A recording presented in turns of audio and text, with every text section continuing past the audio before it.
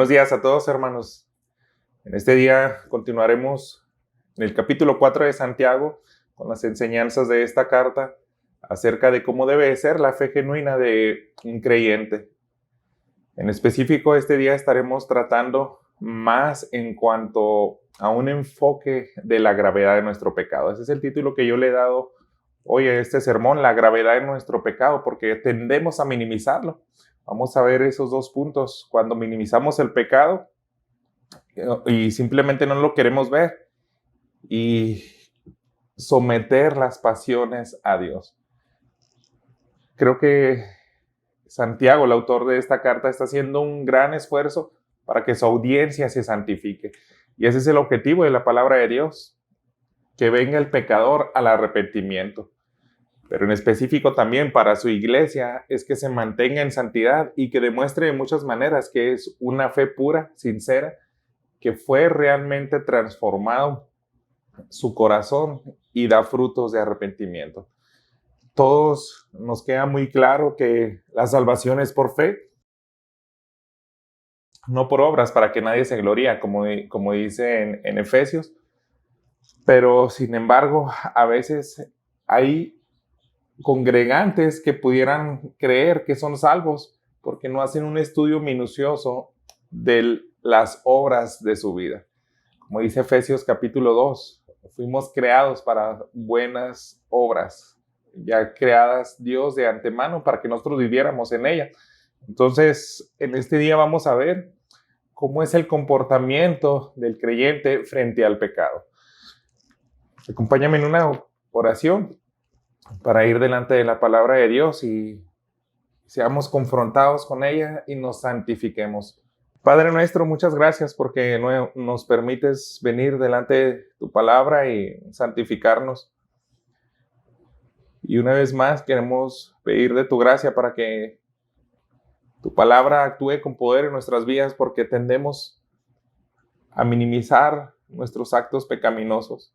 Por eso mismo a veces no queremos lidiar correctamente con ellos, pero sigue obrando en tu pueblo Peniel para que nosotros cada día nos quitemos de impurezas, nos quitemos de malas actitudes que a ti no te glorifican, sino todo lo contrario te deshonra.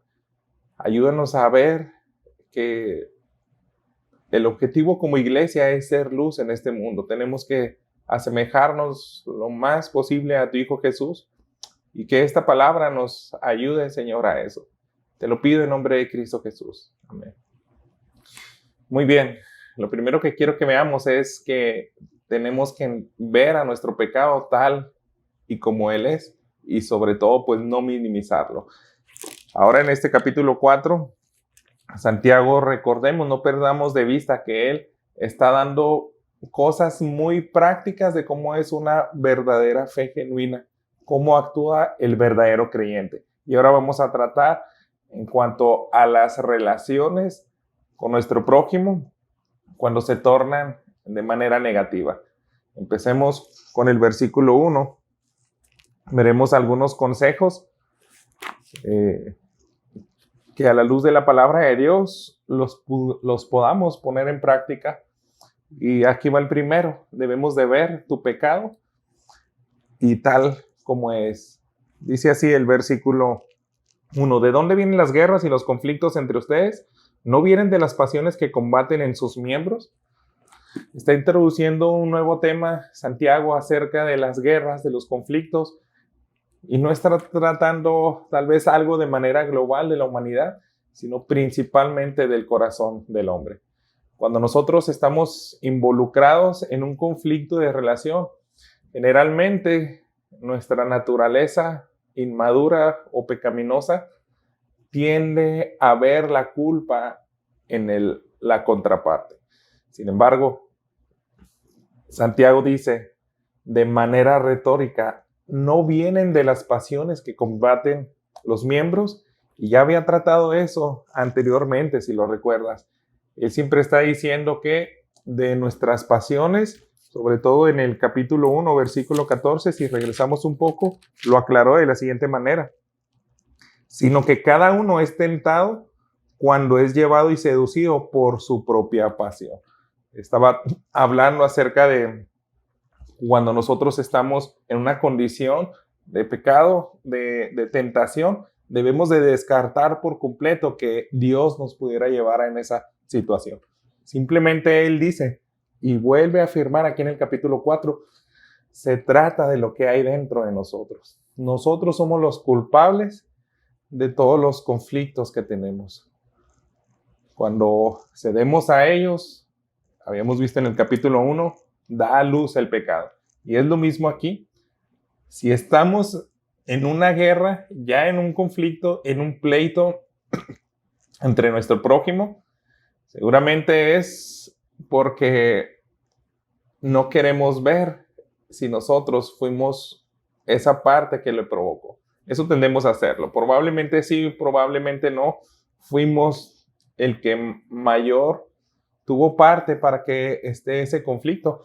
Pero la invitación de Santiago es que dejemos a un lado el echar la culpa a los demás. Tenemos que hacer un esfuerzo para ver nuestra responsabilidad y ver que simplemente hay pasiones en nosotros que luchan contra el espíritu y es una realidad del creyente.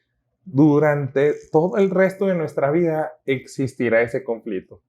Entre más temprano aprendamos a reconocer nuestra culpa, lidiaremos de manera más correcta con ella.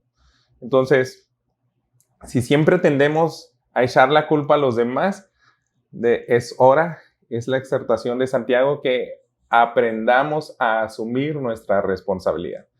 Primeramente debemos de arreglarnos con Dios. Por eso ese es el primer consejo en este punto. Debemos de ver nuestro pecado y no minimizarlo.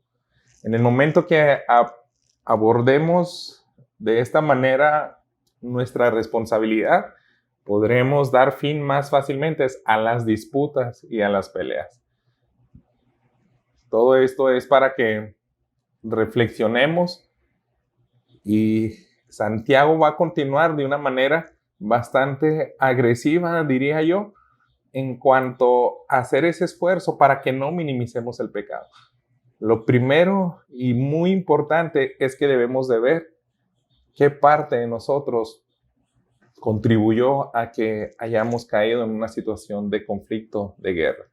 Siempre van a existir eso en el resto de nuestra vida, porque estamos conviviendo con personas pecadoras, incluso en nuestro matrimonio, en nuestra familia, en hermanos en Cristo. Era algo que seguramente Santiago buscaba, que reflejemos cómo verdaderamente es el creyente. Una gran diferencia y debe ser algo que haga contraste con el mundo. Fíjense cómo dice ahora los versículos 2 y 3. Yo creo que está explicando más acerca de esta causa de los conflictos. Leo, ustedes codician y no tienen, por eso cometen homicidio. Son envidiosos y no pueden obtener, por eso combaten y hacen guerras. No tienen porque no piden. Piden y no reciben, porque piden con malos propósitos para gastarlos en sus placeres. Hay una gran realidad de que Santiago parece que está exagerando las cosas, pero no es así. Cuando tú amas y entiendes la santidad de Dios y le amas a Él, te va a doler verdaderamente tu pecado. Quiero que leamos atentamente la clase de lenguaje que Él usa. Si Él se está dirigiendo a creyentes y le está diciendo, tú codicias y por esa causa de codicias estás dispuesto a matar. Algunas versiones manejan esa traducción. Y yo creo que muy poco de nosotros nos podemos colocar en esa posición de decir, yo soy un homicida. Jesús ya lo había enseñado. Tal vez tú dices que no matas a tu hermano, pero el simplemente hecho de insultarle demuestra que tienes un corazón exactamente igual que el de un asesino. No puedes tolerar algo de él. Por eso también aquí dice, son envidiosos y no pueden obtener. Por eso combaten. La Reina Valera 60 dice, matas y ardes de envidia. Entonces, muy probable está generalizando a la humanidad, porque ahí también, aunque seamos creyentes, es una realidad que en algún punto nosotros podemos caer en una envidia tan fuerte que nos lleve a un conflicto. Pero eso es lo que quiere Santiago, que lo veamos tan gravemente posible para que lidiemos correctamente con esa situación. Si siempre vamos a estar minimizando nuestra parte en los conflictos y no vamos a reconocer que hay envidia en nosotros, que estamos deseando algo de nuestro prójimo y eso hace que actuemos en conflicto con ellos, entonces nuestras vidas seguirán exactamente igual. Muchos hemos estado expuestos a esta nueva modalidad de vida donde ha sacudido a la humanidad entera, tanto emocionalmente como obviamente pues se repercute en las relaciones, pero el creyente debiéramos de ponernos en manos de Dios y decirle, yo quiero ser alguien que haga la diferencia. Donde todos explotan, donde en todos hay conflictos, nosotros debemos de mostrarles que se puede vivir de una manera muy distinta, que se refleje que realmente hemos creído en la gracia de nuestro Salvador y que esa salvación es palpable en cosas prácticas. Por eso no serás saciado. Es algo que agrega Santiago. A veces estás pidiendo, ardes de envidia y simplemente porque solamente te estás enfocando en cosas terrenales, en cosas que quieres satisfacer en el aquí y en el ahora. Santiago dice, muchas veces esas partes de los conflictos es porque simplemente no estás yendo en oración a Dios para que conceda lo que tú deseas. Eso es para empezar. Simplemente, o si pudiéramos dar otro consejo para lidiar bien con los conflictos, es que asegúrate de que estás pidiendo a Dios esa satisfacción que tanto buscas. Pero no solamente es ahí, quedarnos en esa parte de la oración, sino que debemos de hacerlo de una manera que honre a Dios. Dios no nos va a dar cosas que le deshonre. No nos va a dar cosas que nos perjudiquen si en realidad somos sus hijos. Entonces, por eso Santiago agrega, pide si no recibes porque pide con malos propósitos, solamente para gastarlo en tus deleites, dice también otra versión. Es porque podemos tal vez ir delante de Dios y decir, yo quiero esto, pero obviamente que si tú estás pidiendo la mujer de tu prójimo, si tú estás pidiendo ayuda a Dios para robar a alguien o hacer cualquier otra cosa que deshonre a Él, Él no te lo va a dar. Simplemente no estás buscando su gloria, estás buscando un beneficio propio. Por eso mismo, nunca te saciarás. Tú no llenarás esos deseos de tu corazón porque simplemente no están alineados a Dios. Dios va primero. Es una frase que hemos escuchado como creyentes donde lo encontramos en otros pasajes como busca primero el reino de Dios y su justicia y lo demás será añadido. Si simplemente no alineas tus deseos a lo que Dios desea, no vas a ser saciado. Lo único que nos da plenitud es acercarnos lo más posible a Dios.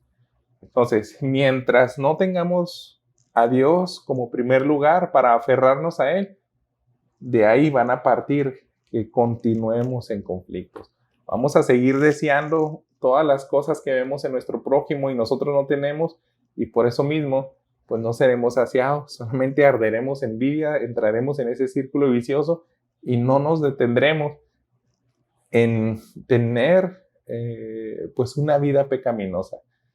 No hemos asumido nuestra responsabilidad de que hay pasiones que no están en sintonía con los deseos de Dios.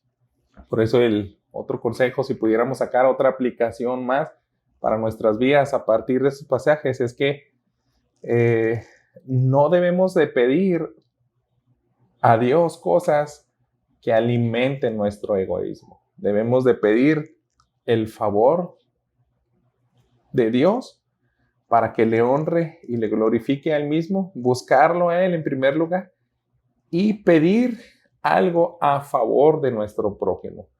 Es algo implícito. Si Santiago está diciendo, solamente pides para ti, para tus deseos, para tus pasiones de la carne, significa que solamente te ves a ti mismo. ¿Cuándo va a ser el punto en que empieces a ver las necesidades de tus hermanos? Empieces a ver aquel que está afligido, está necesitado, si solamente estás enfocando en ti. Esa es una manera en la cual podemos sacar provecho aquí.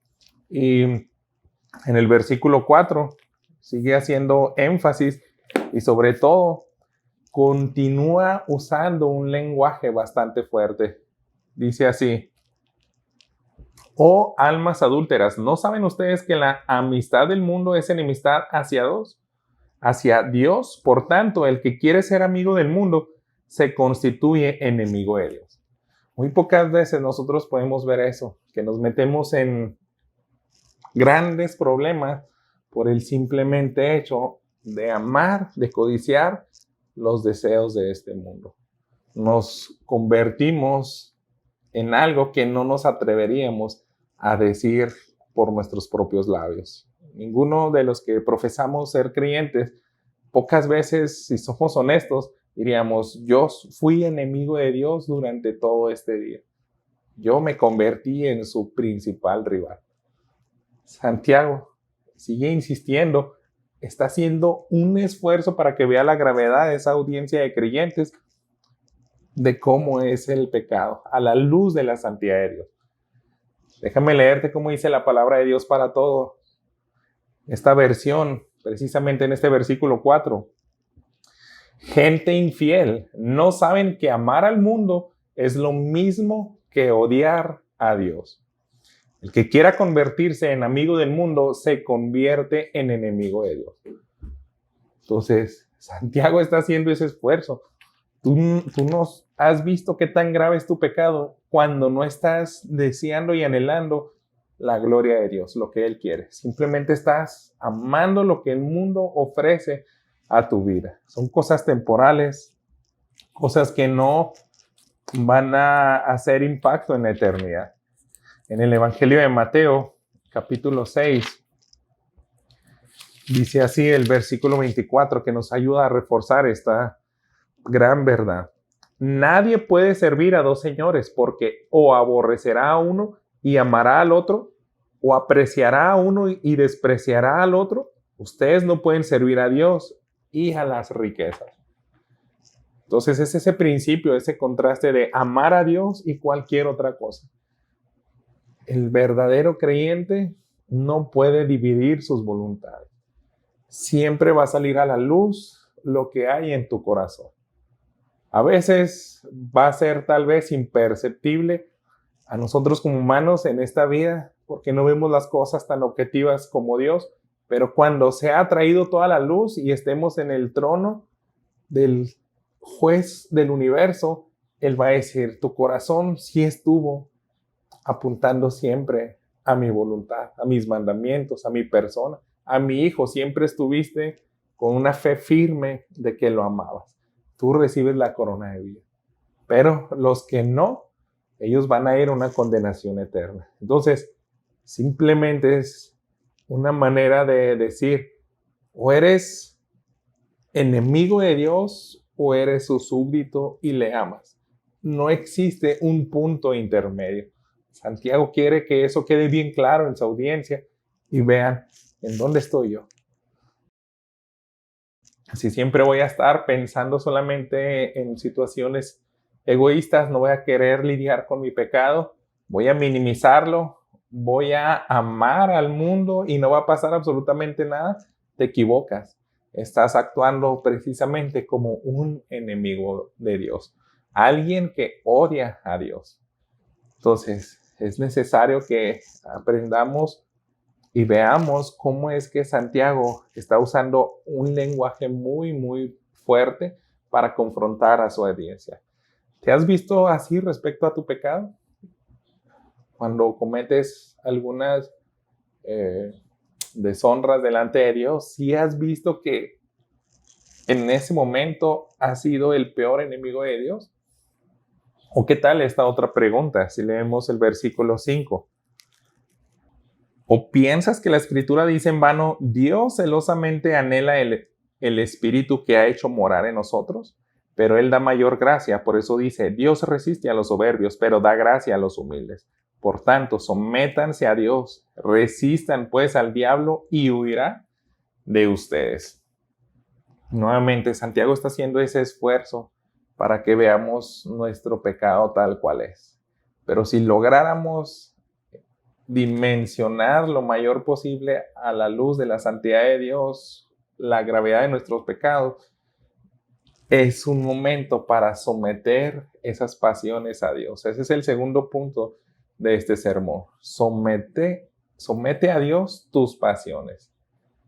Si Dios está diciendo, Dios anhela y lo que más desea es que tu espíritu se alinee a sus deseos, que el Espíritu Santo que ha puesto en sus hijos realmente busque la voluntad de Dios, entonces ahí es cuando va a derramar su gracia.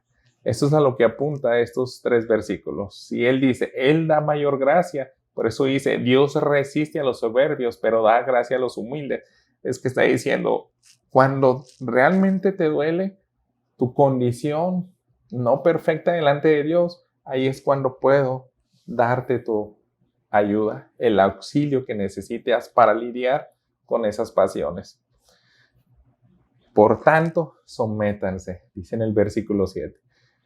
La idea de estos 3 versículos es que Dios provee su gracia para asegurar que el Espíritu que mora en nosotros, sea nuestro espíritu regenerado o el Espíritu Santo de Dios, y eso nos volverá hacia a Dios en lugar de apartarnos hacia otros objetos de afecto. Esto lo dijo un comentarista. Si simplemente estamos volteando a cualquier otra cosa que no sea nuestro Padre, nuestro Salvador Jesús, es que no nos estamos sometiendo a Él.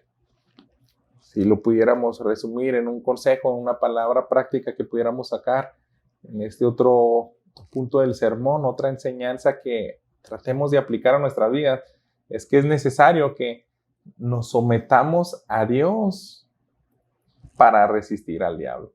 Es exactamente lo que nos dejó Jesús como ejemplo cuando Él fue tentado en el desierto. El enemigo tuvo que huir a causa de que Jesús lo resistió. Es una realidad que siempre van a haber pasiones en nuestras vidas, pero si no nos sometemos a Dios y no resistimos a Satanás, porque Él durante toda nuestra vida se va a aprovechar de esa debilidad. Él va a hacer todo lo posible para que cuando nosotros sigamos nuestras pasiones, va a agravar esa situación. Tal vez sea como alguien de nosotros que está caminando en un bosque y tenemos una vela y pudiéramos arrojar una pequeña chispa o tuviéramos algún descuido y hubiera un peligro de que el fuego se esparza en todo el bosque, que va a ser el enemigo en cualquier oportunidad que nosotros cometamos un error, ahí va a empezar a atizar, ahí va a empezar a soplar para que este fuego se expanda, arda. Así es como Él siempre actúa. No puede forzar nuestra voluntad, sino simplemente aprovecharse de las pasiones que nosotros tenemos. Eso siempre lo vimos en el capítulo 1. Por eso Santiago siempre dice, reconoce que en ti está la responsabilidad. Dios no puede tentar a nadie y también siempre saca al enemigo fuera de la ecuación. Ni siquiera lo ha mencionado. Siempre está diciendo, o es tu pasión o nada más, cuando tú llegas a caer en pecado. Si Satanás se va a aprovechar de nuestras vulnerabilidades, es seguramente porque Él las conoce. Así que el consejo es ese, somete tus pasiones a Dios y resiste al enemigo. Pero tal vez este consejo se puede quedar corto. Necesitamos saber exactamente cómo se hace eso. Para eso Santiago nos deja los siguientes versículos del 8 al 11. Acérquense a Dios y Él se acercará a ustedes. Limpien sus manos, pecadores, y ustedes de doble ánimo. Purifiquen sus corazones. Aflíjanse, lamentense y lloren. Que su risa se convierta en lamento y su gozo en tristeza. Humíllense en la presencia del Señor y Él los exaltará. Ahora continúa con una exhortación bastante fuerte. Primero se esforzó Santiago por dar un lenguaje que nos haga ver que nuestro pecado es terrible. Es algo que no puede soportar Dios. Y ahora nos está diciendo la actitud que debemos tener para someter a Dios nuestras pasiones. Debemos de hacer, y escucha todas las palabras que Él utilizó. Son cosas que también, si somos honestos, yo creo que no ponemos ese empeño o ese énfasis que Él quiere transmitir aquí. Primero que nada dice, acérquense a Dios y Él se acercará a ustedes. Esto no es como el típico dicho que hemos escuchado. La Biblia dice, ayúdate que yo te ayudaré. Eso realmente no existe. Jamás dice eso la palabra de Dios. No debemos de sacar de contexto el cómo está pidiendo Santiago al creyente que se debe acercar a Dios. No es simplemente acércate, ayúdate, que yo te ayudaré, sino simplemente reconoce que tú no has podido lidiar con tu pecado correctamente. Te debes de humillar. El acercarse es en la condición que Dios pide. Por eso ahora, fíjate las demás palabras que Él dice. Limpien sus manos, pecadores. Ya había hecho la analogía de que cuando nosotros codiciamos, estamos dispuestos a matar. Y las manos que derraman sangre es algo que Dios aborrece. Así se vislumbra, así se plasma al asesino en el Antiguo Testamento, las manos que derraman sangre. Entonces, límpiate esas manos, porque en tu corazón has ofendido tanto a tus hermanos en el habla, en muchas otras actitudes, has estado en conflicto con ellos. Y el pecado es tan grave que debes de limpiarte. La sangre de Cristo Jesús tiene ese poder para limpiar nuestras manos. Pero no solamente nos hace esa invitación. Fíjate, también dice, ustedes de doble ánimo purifiquen sus corazones. ¿Por qué doble ánimo? Porque ya lo había tratado anteriormente. Aquellos que no se deciden y no son firmes en cuanto a amar a Dios. Están entre dos pensamientos. Entonces ya no seas un adúltero. Si ya te exhortó a que no estés en adulterio con Dios, que sigas a tus pasiones que desea tu carne y de pronto en otro día hacer un esfuerzo por amar a Dios, ya no debes de tener esa mente. Todo siempre debe estar apuntado a Cristo, a su gloria, a su amor, a buscar una verdadera comunión íntima con Dios. También dice, aflíjense, lamentense y lloren. Son palabras que, si no hay una obra especial del Espíritu Santo en nosotros, no vamos a poder llegar a postrarnos literalmente en el suelo y empezar a lamentarnos, a llorar por nuestro pecado. Pero Santiago está diciendo, tienes que hacer ese esfuerzo. Es una realidad que el Espíritu Santo nos da convicción de pecado, pero Santiago está dando también una orden. Hay tanto orgullo en nosotros que es el principal obstáculo para que la obra de Dios haga efecto en nuestros corazones. Y continúa con esa misma idea. Aflíjense, lamentense, lloren, que su risa se convierta en lamento y su gozo en tristeza. Entonces, todo esto es un reflejo de cómo puede vivir alguien que en realidad no ha sido un pobre en espíritu.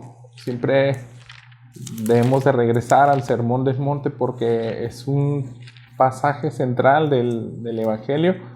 Cuando leemos Lucas 6 acerca de los pobres en espíritu, dice así en el versículo 20 y 21: bienaventurados ustedes los pobres, porque de ustedes es el reino de Dios.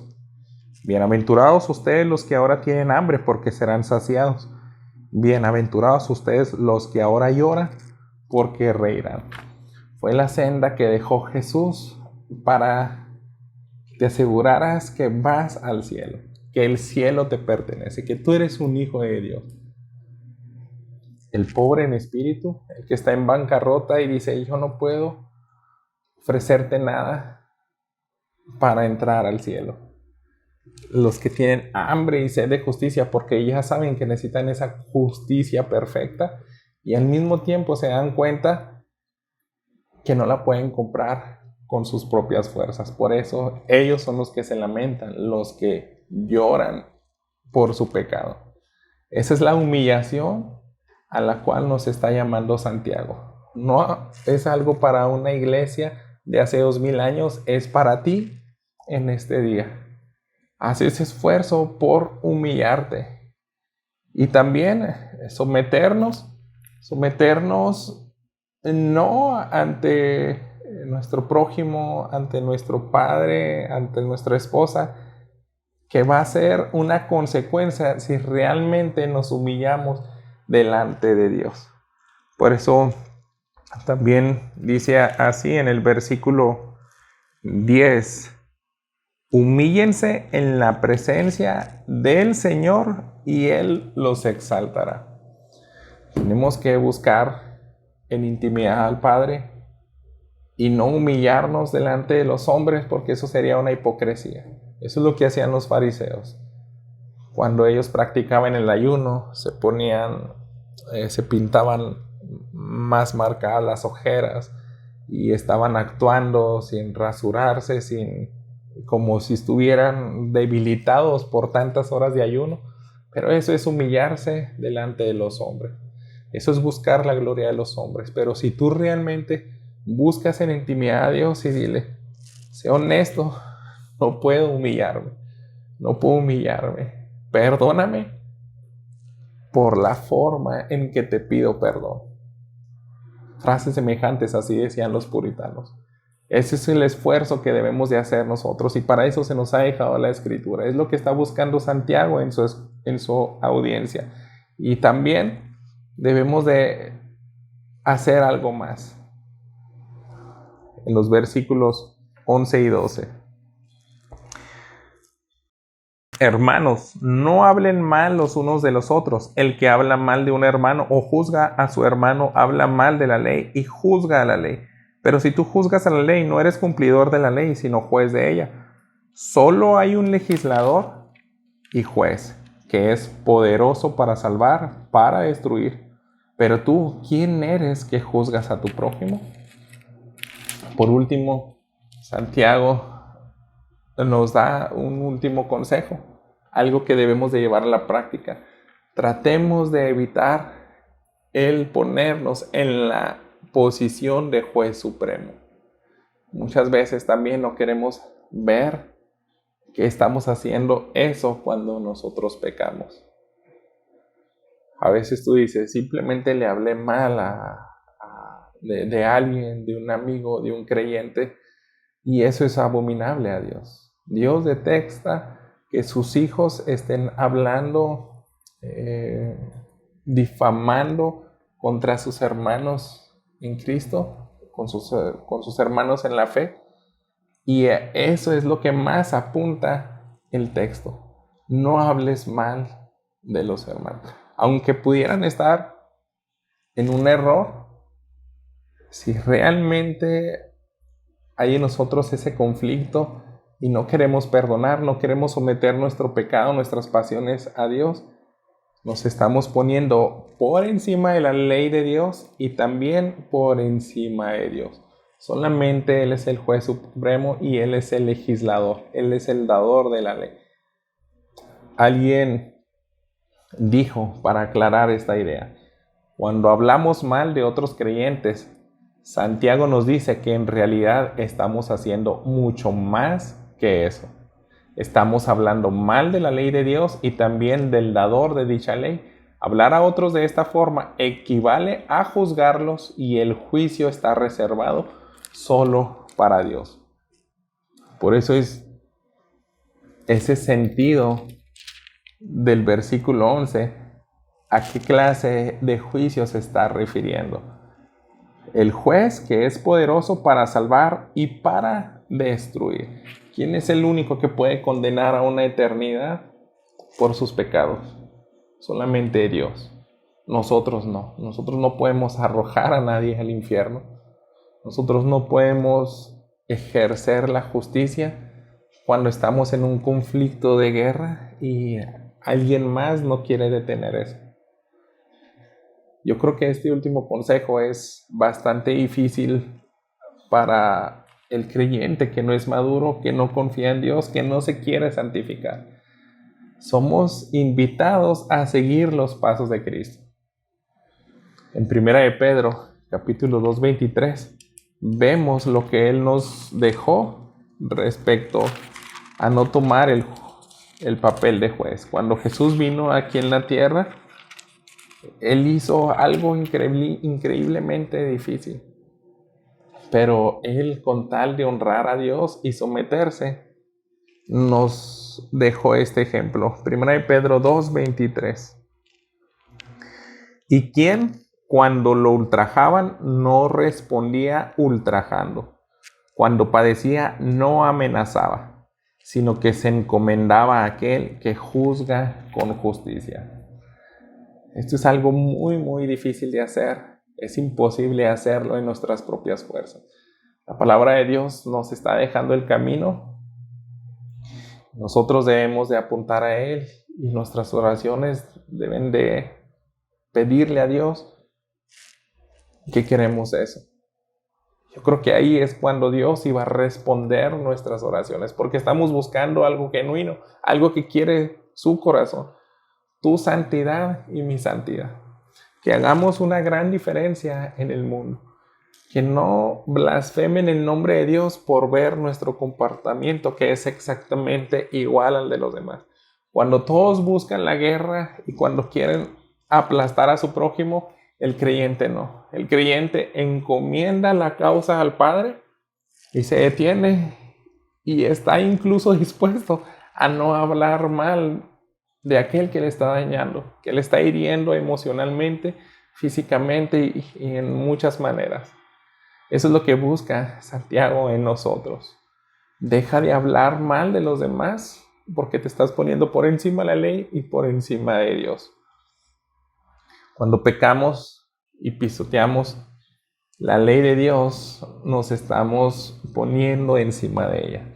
Si nosotros no amamos su ley, que es pura, que es perfecta, que nos deja y nos traza el camino para ser semejantes a Cristo Jesús, la estamos pisoteando, menospreciando. Pero Santiago nos está diciendo muchas cosas prácticas para asegurarnos que tenemos un corazón que ama a Dios y que vamos a entregarle nuestras pasiones y decirle: ayúdame, derrama de tu gracia para que pueda vencer esta situación. Solamente eso es lo que nos va a ayudar a detener las guerras, a hablar cuando una bendición, cuando nos maldigan, a perdonar. Nos va a ayudar a encomendar la causa delante de Dios, y eso es lo que necesita ver el mundo. Necesita ver gente completamente diferente que se cuestione al vernos y digan: ¿por qué actúas así? Y tú vas a decir: no lo hago por mis fuerzas, lo hago porque tengo un nuevo corazón, un corazón inclinado a Dios, porque confié en Jesús como mi Salvador. Todo esto que estás viendo, mi actuar, mis actitudes, es como debe de vivir un creyente genuinamente. Que sus comportamientos, sus obras sean congruentes con su fe. Quiero terminar con una anécdota que hace unos 2, 3 años atrás como iglesia estuvimos estudiando acerca de los avivamientos, y un libro que me trajo mucha bendición eran varias anécdotas del misionero Jonathan Goforth, misionero canadiense que describe qué pasaba en los avivamientos. Y quiero volver a traer esta historia delante de ustedes para que sea bendición a los que no pudieron escucharlo en aquellos estudios. Pero es la siguiente. Jonathan Goforth estaba dirigiendo distintas series de avivamientos y hacía llamados a la oración para confesión de pecados. Lo que más le interesaba era la santificación de los creyentes. De pronto llega una persona, un hermano, un misionero, corriendo y asustado, y le dice: necesito que vengas a ver esto. Salen corriendo, llegan a un salón de clases donde habían puros jovencitos, y él relata lo siguiente: se me hizo extraño este espectáculo que apareció ante mis ojos. Los chicos estaban todos, sin excepción, llorando a todo pulmón y golpeando los escritorios frente a ellos con ambas manos.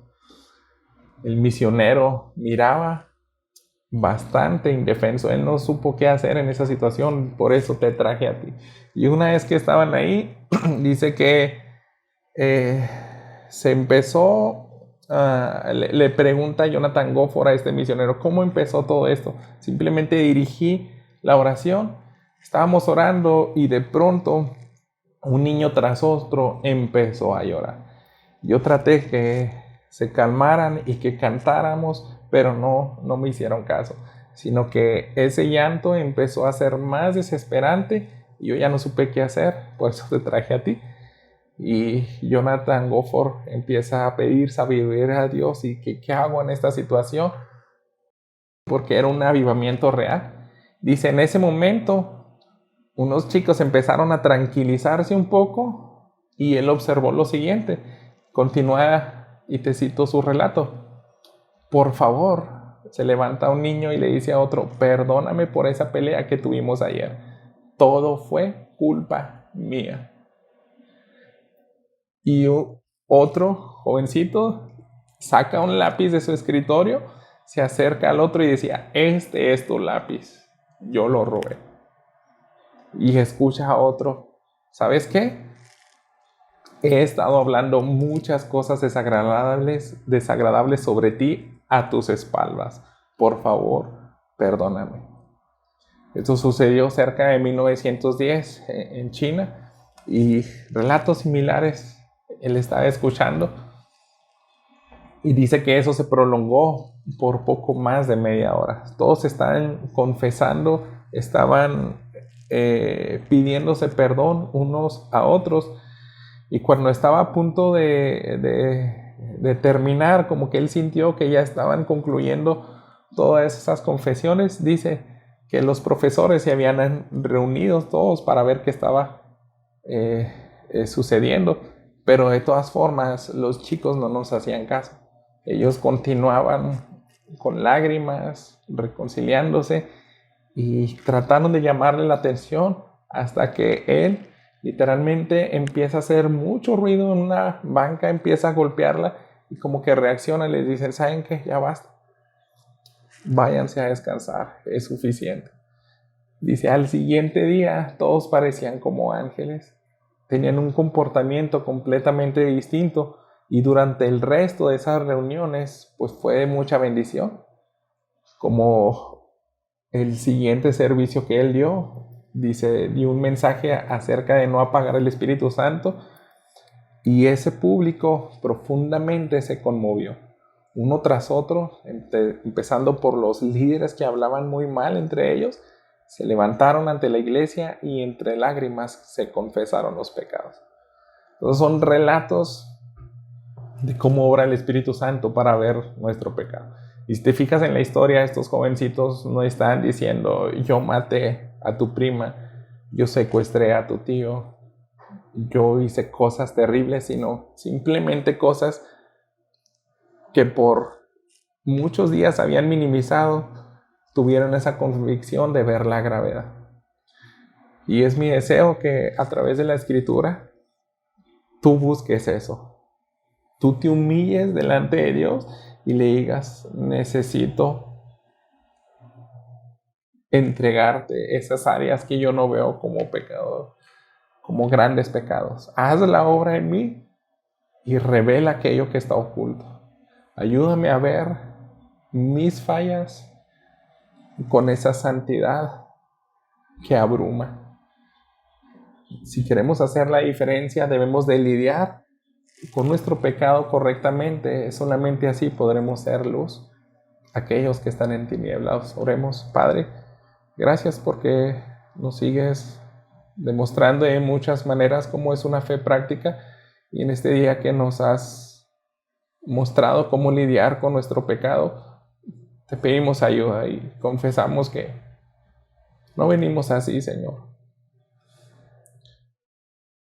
Te pido, Padre, que como iglesia nos quebrantes y perdónanos porque hay tanta responsabilidad en nosotros, hay tanto orgullo que no queremos ser intencionales en hacer esto.